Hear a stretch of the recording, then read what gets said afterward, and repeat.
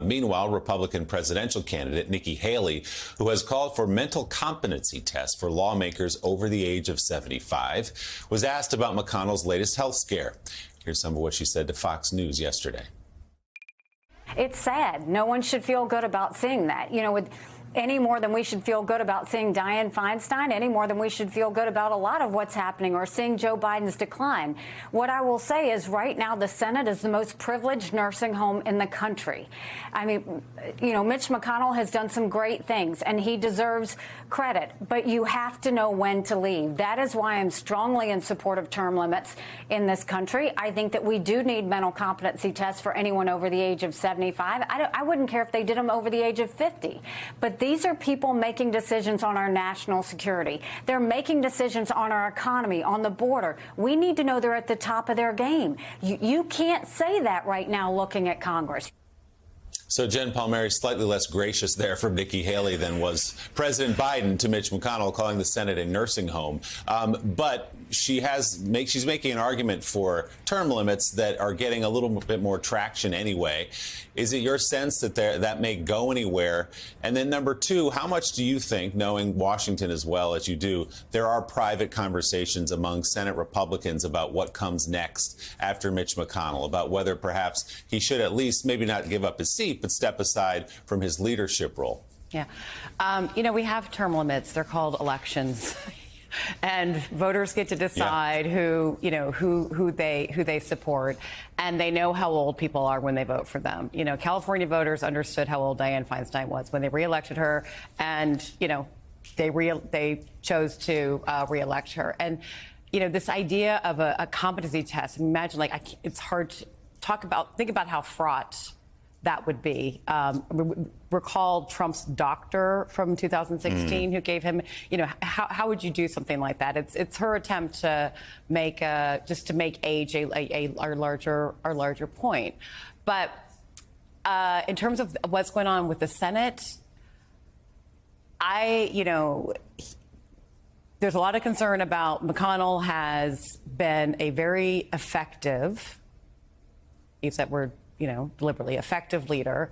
And if he goes, what can happen? There are sort of three senators in the wings waiting that could take his place.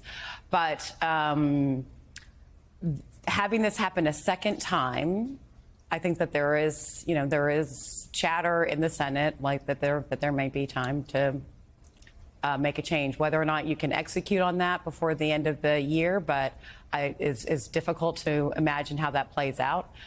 There's a lot of tough issues that Congress is going to have to deal with, including a possible shutdown of the government. There's concern that whether or not McConnell can operate as effectively as he normally does.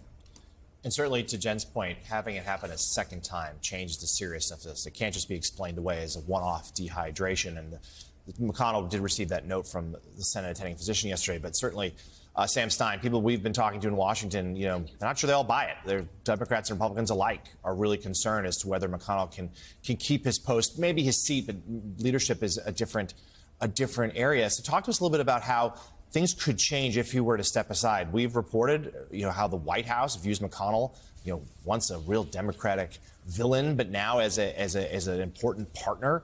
Someone the president can work with, a bulwark to Trumpism, someone they need on Ukraine. Yeah. But also how it would change the dynamics of the Senate and potentially embolden some on the far right. Well, let me get Jen's test out of the way. Person, woman, man, camera, TV. There it is. There it is. Attaboy. There it is. Well, okay.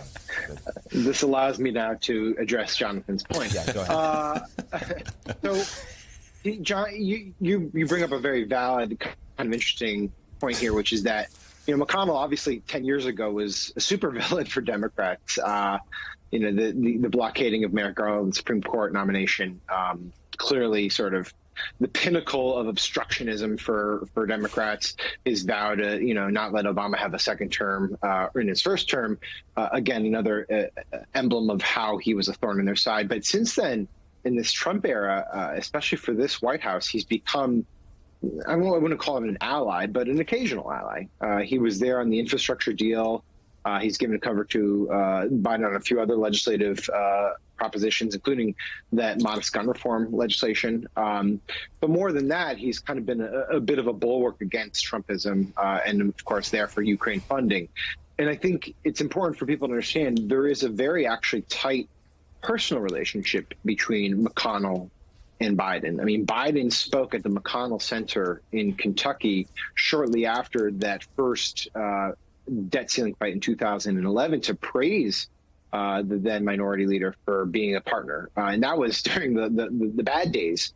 But now they've been a fairly formidable partnership. And inside the White House, there's real concern on a personal level, of course, but also on a political level about what happens if McConnell were to step aside or leave the Senate entirely. And, yes, there's some others in the Senate, in the Republican Party in the Senate that they can work with. But there is a sense that he, is so important in so many key legislative vehicles that they need, including government funding, which is what he was talking about prior to this latest freezing episode. So there's real concern inside the administration.